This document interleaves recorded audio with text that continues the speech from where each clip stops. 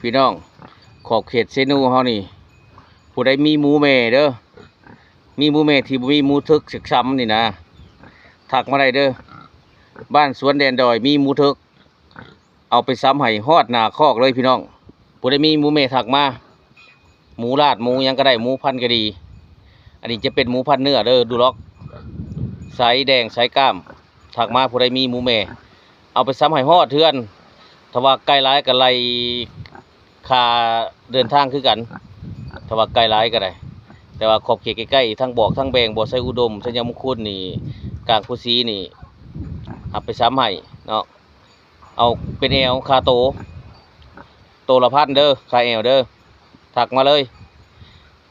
ถ้าบ่ติดซ้ำเทื่อให้ซ้ำเทื่ออะไรแม่นบ่ติดอะไรเป็นบ่เจ้าก็เลยถ้าบ่ติดซ้ำเทื่อเนาะแต่ว่าเฮาซ้ำแท้นี่นะมัน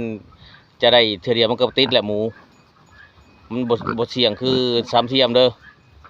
บ่ได้มีหมูแม่สนใจถักมาเอาหมูไปซ้ำให้ฮอดเทื่อเลยนี่หมูเบากำลังขึ้นเบางามตัดโลดนี่นะลำเป็นลำเนื้อเป็นเนื้อกล้ามเป็นกล้าม